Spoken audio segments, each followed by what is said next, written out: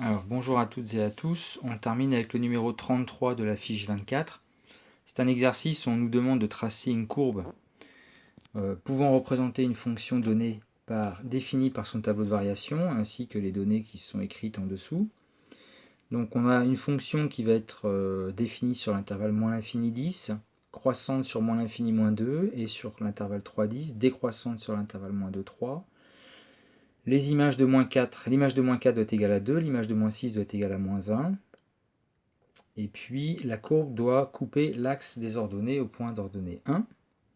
Et enfin, je reviendrai sur cette dernière chose ici. Alors,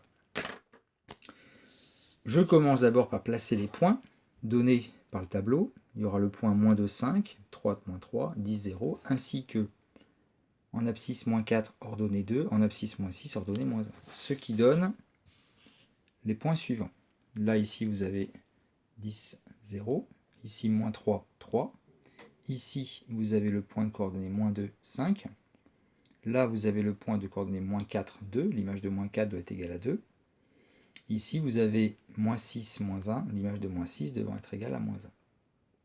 Le point qui est là, ici en 1, correspond au fait que la courbe doit couper l'axe des ordonnées au point d'ordonnée 1. D'accord ? Ensuite, donc ce qui fait qu'une fois que les points sont placés, on pourrait, à partir de... voilà, on a en fait une fonction qui va être croissante, vous voyez, ici, donc elle va être croissante, jusqu'à l'intervalle moins 2, jusqu'au nombre moins 2, de moins 2 à 3, vous aurez une fonction décroissante, et puis après une fonction qui est encore croissante. Bien. Alors, la petite particularité, c'est pourquoi j'ai fait un pointillé ici en moins 2, pour répondre en fait à la dernière indication donnée.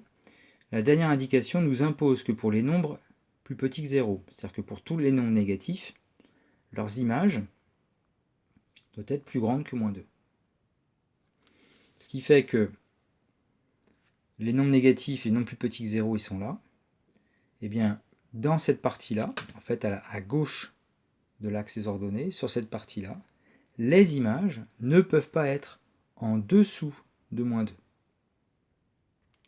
Ça veut dire que, ici vous avez une fonction, vous savez, elle est croissante, vous n'avez pas le droit de faire ça. Je la fais en pointillé, alors ça c'est quelque chose.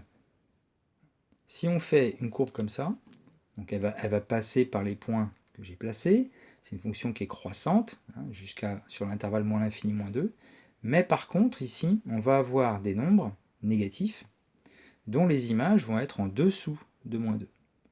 Donc ce qui fait que la courbe, elle doit garder une allure de fonction croissante tout en restant toujours au-dessus de cette horizontale. Voilà. Et ce qui fait que vous avez la représentation ici qui est correcte en bleu. Ce qui est ici en pointillé, c'est pour vous montrer le problème pouvant exister. Donc ça, la partie qui est en pointillé ici est fausse. La vraie correction, c'est cette courbe-là.